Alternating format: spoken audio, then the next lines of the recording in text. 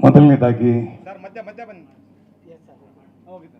ಅನ್ನದಾತರಾದಂಥ ಈ ಚಿತ್ರದ ನಿರ್ಮಾಪಕರು ಮುನೇಗೌಡರಿಗೆ ನನ್ನ ಪ್ರೀತಿಯ ನಮಸ್ಕಾರ.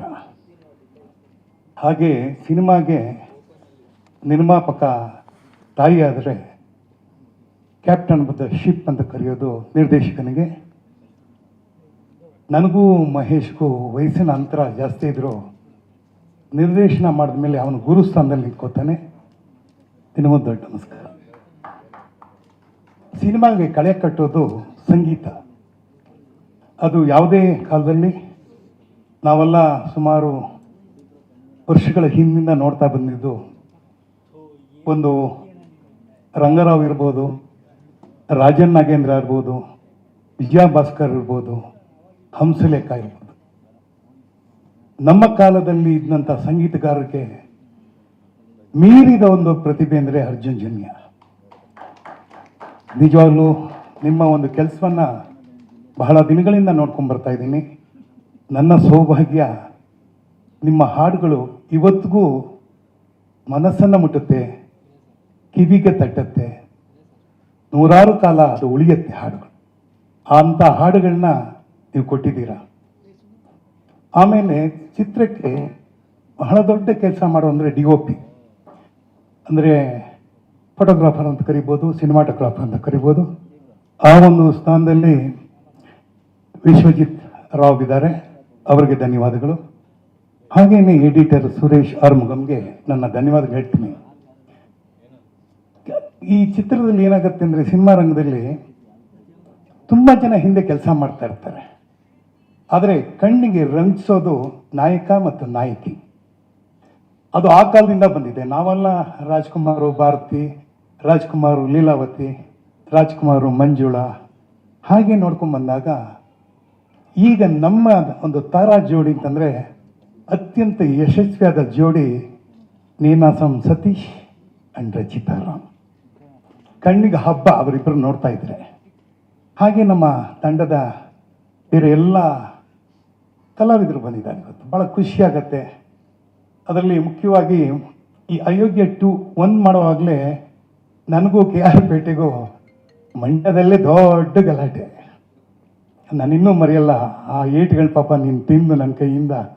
ಆದರೆ ನಮ್ಮದೆಲ್ಲ ಚಿನ್ನದ ಗುಣ, ಕಬ್ಬಿಣದ ಗುಣ ಅಲ್ಲ, ಚಿನ್ನದ್ದು. ಚೆನ್ನಾಗಿ ಬೆಳಿತೀಯ. ಹಾಗೆ ಭಾಳ ಜನ ಇದ್ದಾರೆ. ಅವ್ರನ್ನೆಲ್ಲ ಇವತ್ತು ಈ ಒಂದು ಸಂದರ್ಭದಲ್ಲಿ ನಾನು ನೆನೆಸ್ಕೊಳ್ಳೋಕೆ ಇಷ್ಟಪಡ್ತೀನಿ. ಮೊದಲನೇದಾಗಿ ಮುದ್ದು ಮುದ್ದು ಪುಟ್ಟಲಕ್ಷ್ಮಿಯನ್ನು ಬರೆದಂಥ ಚೇತನ್ ಕುಮಾರ್ ಅವರು ನಮ್ಮ ಕುಟುಂಬಕ್ಕೆ ಭಾಳ ಹತ್ತಿರದವರು. ಸರ್, ನೀವು ಈ ಒಂದು ಟೈಟಲ್ ಇಡುವಾಗ ಭಾಳ ಚೆನ್ನಾಗಿ ಹೇಳಿದ್ರೆ ನಂಗೆ ಭಾಳ ಇಷ್ಟ ಆಗಿದ್ದು ಅಟ್ಟದ ಮೇಲೆ ಪುಟ್ಟಲಕ್ಷ್ಮಿ. ನೋಡಿ, ನಮ್ಮ ನಾಡಿನ ಈ ಗಾದೆ ಮಾತುಗಳು, ಸೊಗಡುಗಳನ್ನೆಲ್ಲ ನಾವು ಮರ್ತೋಗ್ಬಿಡ್ತೀವಿ. ಅದು ಏನಾದರೂ ಇವತ್ತು ಉಳಿದಿದೆ ಅಂದರೆ ನಿಮ್ಮಂಥ ರೈಟರ್ಸಿಂದ.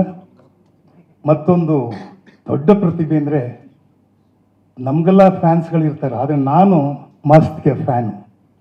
ಮಸ್ತಿ ನೀವು ನಮ್ಮ ಕನ್ನಡದ ಚಿತ್ರರಂಗದ ದೊಡ್ಡ ಆಸ್ತಿ. ನಿಮ್ಮನ್ನು ನಾವು ಮರೆಯೋದೇ ಇಲ್ಲ. ಹಾಗೆಯೇ ಮಂಜು ಪಾವಗಡ, ಬಿಗ್ ಬಾಸಿಂದ ಬಂದಂಥ ಬಾಸ್. ನಿಮ್ಮ ಮೊನ್ನೆ ತಾನೇ ನಿಮ್ಮ ಜೊತೆಗೆ ಅಭಿನಯಿಸೋ ಒಂದು ಅವಕಾಶ ನನಗೆ ಸಿಕ್ತು. ಇಲ್ಲ, ಯಾವತ್ತೂ ನಾವು ಕಲಿತಾ ಹೋಗ್ತೀವಿ. ಯಾಕಂದರೆ ಕಲಿತಾ ಹೋಗ್ತೀವಿ.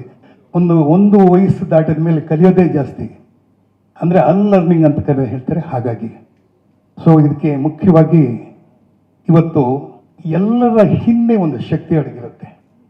ಅಂದರೆ ನಿರ್ವಹಣೆ ಅಂತ ಕರೀತಾರೆ.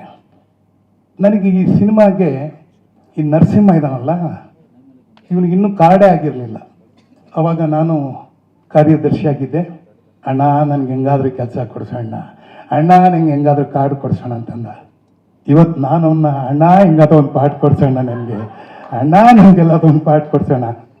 ನಿಜವಲ್ಲ, ನಾನು ಬೆಳೆಸಿದ ಕೆಲವಾರು ಹುಡುಗರಲ್ಲಿ ಅನೇಕ ಜನ ಯಶಸ್ವಿಯಾಗಿದ್ದಾರೆ. ಅದು ನಮ್ಮ SK ಅನಂತ್ ಅಂತ PRO ಇದ್ದಾರೆ. ಅವರು ಕೆಲಸ ಇಲ್ಲದೆ ಇದ್ದಾಗ 77, 78ರಲ್ಲಿ ನನ್ನ ಹತ್ರ ಬಂದರು. ಆವಾಗ ಚಿತ್ರರಂಗದಕ್ಕೆ ಪರಿಚಯ ಮಾಡಿಕೊಟ್ಟೆ. ಈಗ ಅವರು CM ಇಂದ ಹಿಡಿದು PM ಅವ್ರಿಗೆಲ್ಲರೂ ಪರಿಚಯ ಇದೆ. ಹಾಗೆಯೇ ನೀನು ಕೂಡ ಒಂದು ದೊಡ್ಡ ಒಂದು ಬೆಳವಣಿಗೆ ಬೆಳೆದಿದ್ದ. ನಿನಗೂ ನನ್ನ ಧನ್ಯವಾದಗಳು. ಮೇಲಾಗಿ 8 ವರ್ಷಗಳು ಕಳೀತಪ್ಪ ಈ ಸಿನಿಮಾ ಬಂದು, ಅಲ್ವಾ ಆಯಿಷಾ? 2018ರಲ್ಲಿ ಈ ಸಿನಿಮಾ ಆಗತ್ತೆ. ತಕ್ಷಣ ನನಗೆ ಬುಲಾವ್ ಬರುತ್ತೆ, ಈ ಸಿನಿಮಾದಲ್ಲಿ ನಿಮಗೆ ಒಂದು ಪಾತ್ರ ಇದೆ, ನೀವು ಮಾಡ್ತೀರಾ ಅಂತ. ನಾವಿರೋದೇ ಪಾತ್ರ ಮಾಡೋದಕ್ಕೆ.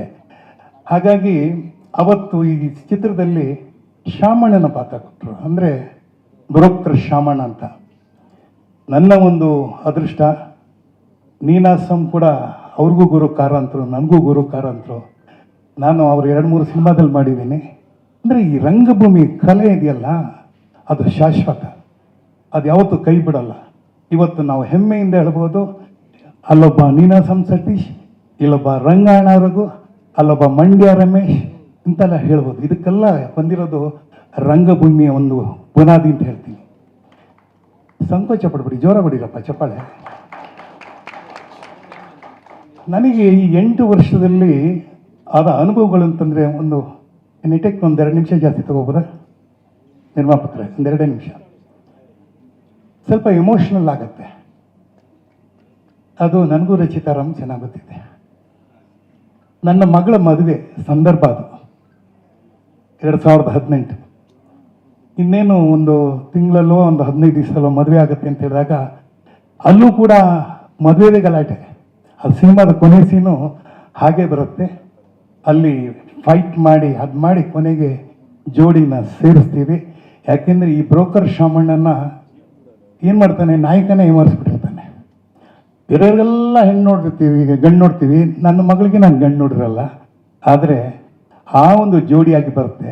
ಅದಾದ ನಂತರ 2018 ಆಗುತ್ತೆ, 19 ಆಗುತ್ತೆ, 20ರಲ್ಲಿ ಕೋವಿಡ್ ಬಂದ್ಬಿಡುತ್ತೆ. ಆ ಕೋವಿಡ್ ಬಂದ ಹಿಂದೆ 3 ಜನ ನನ್ನನ್ನು ಬಿಟ್ಟು ಹೊರಟೋಗ್ತಾರೆ. ಒಂದು ನಮ್ಮ ತಾಯಿ ಬಿಟ್ಟು ಹೋಗ್ತಾರೆ, 2ನೇ ನನ್ನ ತಂದೆ ಬಿಟ್ಟು ಹೋಗ್ತಾರೆ, 3ನೇದು ನನ್ನ ಹಳೆಯ ಬಿಟ್ಟು ಹೋಗ್ತಾನೆ. ಆದರೆ ಅವೆಲ್ಲ ಮರೆಸಿ ಮತ್ತೆ ನನ್ನ ಕರೆಸಿದ್ದು ಅಯೋಗ್ಯ 2. ನಿರ್ಮಾಪಕರು ಬದಲಾಗ್ತಾರೆ. ಅವಾಗ ಚಂದ್ರಶೇಖರ್ ಅಂತ ಇದ್ದರು. ಟೈಟಲ್ ಗಲಾಟೆ ಬರುತ್ತೆ, ಬರ್ತಾರೆ ನಮ್ಮ ವಾಣಿಜ್ಯ ಮಂಡಳಿಗೆ. ನಾನು ಹಠ ಮಾಡಿ ಅಯೋಗ್ಯ 2ನ ನಮ್ಮ ಮುನೇಗೌಡರಿಗೆ ಕೊಡಬೇಕು ಅಂತ ಹೇಳಿ ಹಠ ಮಾಡಿದಲ್ಲಿ ನಾನೊಬ್ಬ ಕೂಡ. ಯಾಕೆಂದರೆ ಆಯಿತು, ಒಂದು ಕಾಲಘಟ್ಟದಲ್ಲಿ ಮುಗಿಯುತ್ತೆ, ಇನ್ನೊಂದಾಗುತ್ತೆ. ಇವರೆಲ್ಲ ಯಾರು ಬದಲಾವಣೆನೇ ಆಗಿಲ್ಲ. ರಚಿತಾರಾಮ್ ಹಾಗೆ ಇದ್ದಾರೆ, ನೀನಾಸಂ ಹಾಗೆ ಇದ್ದಾರೆ, ಮಿಕ್ಕದವರೆಲ್ಲ ಹಾಗೆ ಇದ್ದಾರೆ. ನಮ್ಮ KR ಪೇಟೆ ಆಗಿರ್ಬೋದು, ನಮ್ಮ ಇನ್ನೊಬ್ಬ ನಟ ಇರ್ಬೋದು. ನಾನು ಬದಲಾಗ್ಬಿಟ್ಟಿದ್ದೀನಿ. ಯಾವ ರೀತಿ ಬದಲಾವಣೆ ಆಗಿದ್ದೀನಿ ಅಂತಂದರೆ, ನನ್ನ ದೇಹ ಕೂಡ ಬದಲಾವಣೆ ಆಗಿದೆ, ತಲೆ ಕೂದಲು ಕೂಡ ಬದಲಾವಣೆ ಆಗೋಯ್ತು. ಈ ಕತೆ ಅಯೋಗ್ಯ 2 ಶುರು ಆಗೋದು ಮೊದಲನೇ ಅಯೋಗ್ಯ 1 ನೆಕ್ಸ್ಟ್ ಡೇನೇ ಅದರ ಕತೆ ಶುರು ಆಗುತ್ತೆ. ಸಮಸ್ಯೆ ಬಂದಿದ್ದು ತಲೆ ಕೂದಲಿಗೆ. ನಾನು ಹೇಳಿದೆ, ನಾನು ವೈಟ್ ಹೇರ್ ಸ್ಟೈಲ್ ಮಾಡಿಬಿಡ್ತೀನಿ ಅಂತ. ನಿರ್ದೇಶಕ ಬಿಡಬೇಕಲ್ಲ. ಇಲ್ಲ ಸರ್, ದಯವಿಟ್ಟು ಹೆಂಗಾದ್ರೂ ಮಾಡಿ ಕಪ್ಪು ಹಚ್ಕೊಂಡ್ಬಿಡ್ಬೇಕು ಅಂದರು. ನನಗೆ ಸೀರಿಯಲ್ ಬೇರೆ ಇತ್ತು, ಮತ್ತೊಂದಿತ್ತು, ಮಗನೂ ಇತ್ತಿತ್ತು. ಬಟ್ ಏನೋ ಮಾಡಿ ಈಗ ಇವತ್ತಂತೂ ಸಿನಿಮಾ ಯಾವ್ಯಾವ ರೀತಿ ಆಗುತ್ತೆ ಅಂತ ಗೊತ್ತು. ಅದು ಯಾವುದೋ ಒಂಥರ ಡೈ ಹಚ್ಚಿದೆ, ಮತ್ತೊಂದು ಹಚ್ಚಿದೆ, ಏನೋ ಆಯಿತು. ಕೊನೆಗೆ ಹಿಂಗೋ ಮಾಡಿ ಸೀನ್ ಬಂತು. ಆ ಸೀನ್ಗಳು ಅಚ್ಚುಕಟ್ಟಾಗಿ ಬಂತು.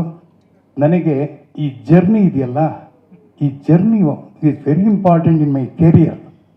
ನಾನು ಎಲ್ಲೂ ಕೂಡ ಈ ತರಹದ ಒಂದು ಪಾತ್ರ ಮಾಡೋ ಅವಕಾಶ ಸಿಕ್ಕಿಲ್ಲ. ಬಹುಶಃ ನಾನು ever remember 1 person in my life is Mahesh. ಅವನ ತಾಯಿಗೆ ಎಷ್ಟು ಗೌರವ ಕೊಟ್ಟು ಅವತ್ತು ಕೂಡ ನಾನು ನೋಡ್ತೇವೆ, ಅಮ್ಮ ಇದು ನನ್ನ ಮೊದಲನೇ ಸಿನಿಮಾ ಅಮ್ಮ, ಅಮ್ಮ ನೀನು ನನ್ನ ಜೊತೆ ಇರೋದನ್ನು ನಾನು ನೋಡಿದ್ದೆ. ಹಾಗಾಗಿ ನಿಮ್ಮ ತಾಯಿ ಆಶೀರ್ವಾದ ಇದೆ, ನಿಮ್ಮ ಕುಟುಂಬದ ಆಶೀರ್ವಾದ ಇದೆ, ಇಡೀ ಕನ್ನಡ ಚಿತ್ರರಂಗದ ಒಂದು ಆಶೀರ್ವಾದ ನಿನ್ನ ಮೇಲಿದೆ. ಯಾಕೆಂದರೆ ನಿನ್ನಿಂದ ಅನೇಕ ಉತ್ತಮ ಚಿತ್ರಗಳನ್ನ ನಾವಿನ್ನೂ ನೋಡಬೇಕಾಗಿದೆ. ಹಾಗೆಯೇ ಇವತ್ತು ನನ್ನ ಗೆಳೆಯ ನೀನಾಸಂ ಸತೀಶ್ ಅವರ ಹುಟ್ಟುಹಬ್ಬ.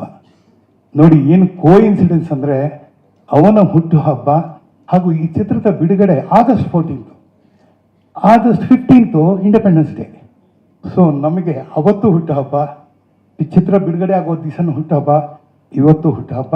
ಸೊ ಹಾಗಾಗಿ ಈ ಒಂದು ಕಾರ್ಯಕ್ರಮಕ್ಕೆ ನನ್ನನ್ನು ಕರೆಸಿ ಒಬ್ಬ ಹಿರಿಯ ಕಲಾವಿದನಾಗಿ ಮಾತಾಡೋದಕ್ಕೆ ಅನುವು ಮಾಡಿಕೊಟ್ಟಂಥ ಈ ಚಿತ್ರತಂಡದ ನಿರ್ಮಾಪಕರಿಗೆ, ನಿರ್ದೇಶಕರಿಗೆ, ಎಲ್ರಿಗೂ ಸರ್ವರಿಗೂ ಹಾಗೂ ನಾಯಕ ನಾಯಕಿಯಾದಂಥ ನನ್ನ ಆತ್ಮೀಯ ಗೆಳೆಯ ನೀನಾಸಂ ಸತೀಶ್ ಹಾಗೂ ಮಗಳಾದಂಥ ರಚಿತಾ ರಾಮ್ಗೂ ಧನ್ಯವಾದಗಳು ಹೇಳ್ತಾ, ಒಂದಂತೂ ಹೇಳ್ತೀನಿ, ಕನ್ನಡ ಚಿತ್ರರಂಗದಲ್ಲಿ ಈಗ ಈ ಒಂದು 6 ತಿಂಗಳಲ್ಲಿ 106 ಸಿನಿಮಾ ಬಿಡುಗಡೆ ಆಗಿ 2 ಸಿನಿಮಾ ಸಕ್ಸಸ್ ಆಗಿದೆ.